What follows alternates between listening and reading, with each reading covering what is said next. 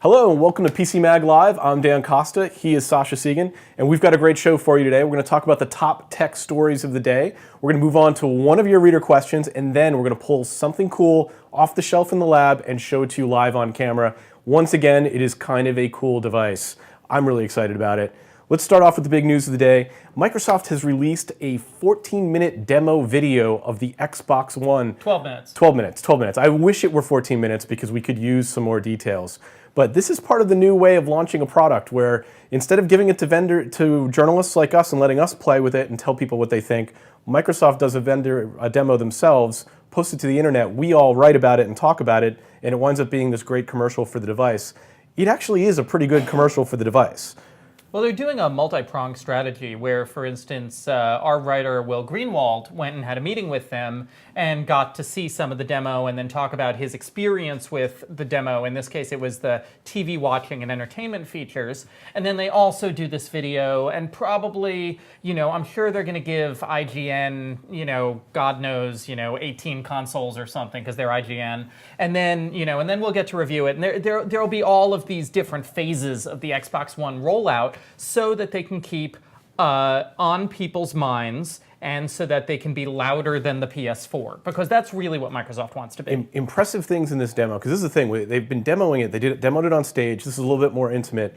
Cool features in this demo, and we have to find out if they actually work the way they are in the video. But you walk into the room, the Xbox One will recognize who you are and load your own personal settings, your own personal dashboard. That's pretty cool. The voice activation and voice navigation features in the demo worked great, switching between apps, between Internet Explorer and Netflix and games. Okay, I am very concerned about the voice activation and Connect features when they come to the entertainment features.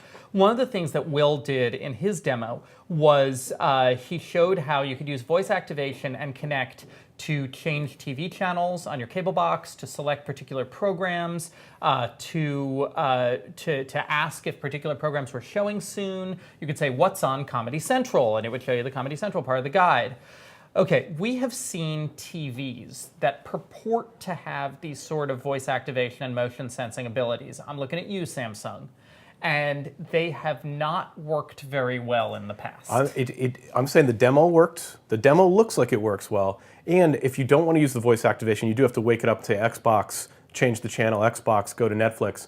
But if you don't feel like doing that, you can also, in one button, get to the home screen and toggle with your controller as well. So it's not like you're tied to the voice activation, but a great feature. Does this work in a room with background noise? Does it work in a room with children running around? Does the Connect work at all if there is more than one person in the living room? It does, and in this demo, in the demo video, they showed 2 different people. I've seen the Connect running with as many as 8 people being identified by the Connect. It looks like it works in theory, but of course we will find out on 11/22 when the box actually becomes available, and we are able to bring it into the lab and test. Also in the news today, Netflix. Also in the news today, Nexus 5 pricing. There's a controversy over the fact that the Nexus 5 wholesale prices may actually be more expensive than the retail prices. Now, this is something that The Guardian in the UK came out with. Apparently in the UK, they found out that retailers were receiving Nexus 5s for $80 more than ordinary consumers could buy it from Google for. So the retailers would then have to mark it up further. And we've seen pretty much the same thing happening here in the US, because Google's selling the Nexus 5 for $349. Well, Sprint is selling it for $449 without contract. So you see, if Google's selling them for $80 more, and then Sprint marks it up another $20 for profit, well, there's your $349, $449. And this is hugely disruptive. And every mobile retailer, every electronics retailer is probably disturbed. It's disturbing, but it goes to accent the point that the Nexus 5 is the cheapest unlocked phone you can get right now, but you have to get it from the Google Play Store in order to get that price. Absolutely, but I'm sure a lot of people are wondering, okay, so we have the Nexus, we have Amazon. How much is this going to be a trend of retailers being undercut by the manufacturers who are supposedly providing them their products? If you notice, this is something Apple never does. Apple always makes their prices the same, no matter whether you're buying it in Apple Store or elsewhere. But this is Google. The Nexus breaks all the rules. It doesn't follow any of the rules. They're going their own way here, but very interesting details. Another company that's breaking some rules, HTC. I love that HTC is doing this. They unveiled today the Gramohorn II, a very, very cool looking product that basically is a amplifier, a non-electric amplifier for the HTC One. It looks awesome. It's like two giant horns attached to your phone, and I think it's fantastic. It costs $1,500 for a plastic version, $8,000 for a steel version. Obviously, this is going to be a very boutique market, but a fascinating project that actually makes people talk about HTC for the day. HTC is desperately trying to get visibility right now. That's what's happening. HTC, everyone agrees they make great phones. Everyone's agreed for years that they make great phones, but they can't sell the phones because they can't establish a sufficient level of consumer visibility. That's why they hired Robert Downey Jr. as their spokesman. That's why they're doing this crazy TV ad campaign with the troll car wash. I don't know if you've seen that. And that's why they're doing these inexpensive for them little side projects like this Gramohorn speaker. I think it's fantastic. This is what I love about technology, is when companies go off script and just do cool things and innovate and do great design work. They're not going off script. This is the script. This is their new script. Also, that's the top news of the day. Let's move on to our question of the day. I'll remind you, you can send us questions via email, on Twitter, on Facebook. Pretty much any way you want to reach out and get a hold of us, we will be there. We will answer your questions live on air. Today's question is from Chris27. Chris got a little bit of a problem. Chris's identity was just stolen. Evidently, somebody is trying to open up credit cards in Chris's name and has actually acquired some credit cards and is trying to open up more. They're at a loss to what to do. They don't know who to turn to. There actually are some very good resources for you to turn to. First, you got to call your bank. You got to let your banks know, all of your financial institutions, let them know this is happening. That's step one. Step two, there's some great outside services that can help too. Yeah, I love LifeLock. I've been using that for a couple of years now, ever since I had an identity theft scare involving someone stealing a lot of encrypted data from my university's alumni organization, actually.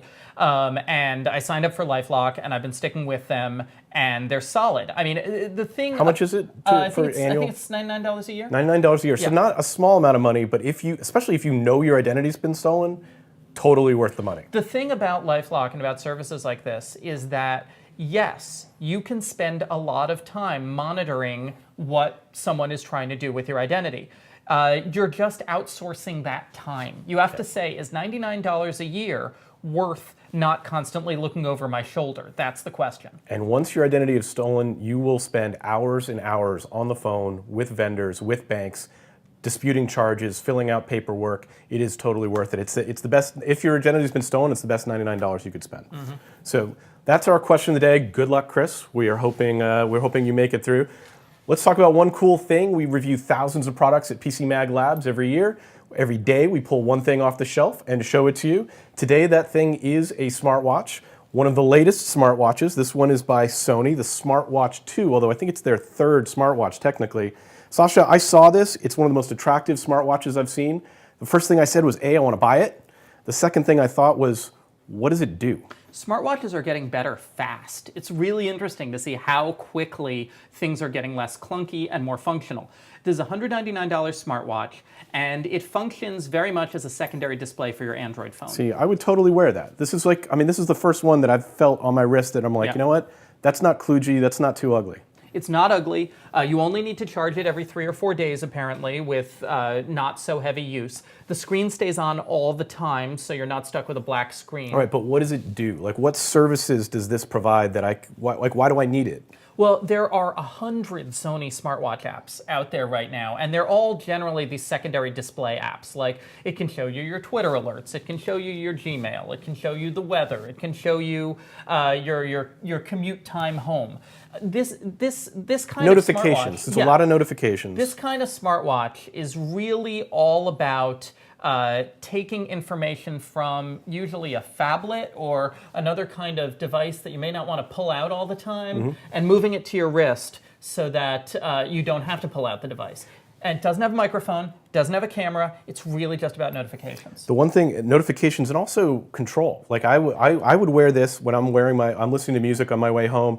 A bad song comes on, it happens sometimes. I want to quickly skip through that song. I don't want to have to pull my phone out unlock it and fast forward through the song. I want to just be able to look at my watch, tap it, and skip to the next song. That kind of little feature is something that could really make these things take off. Yeah, you can do that. You can control the music player. You can dismiss calls.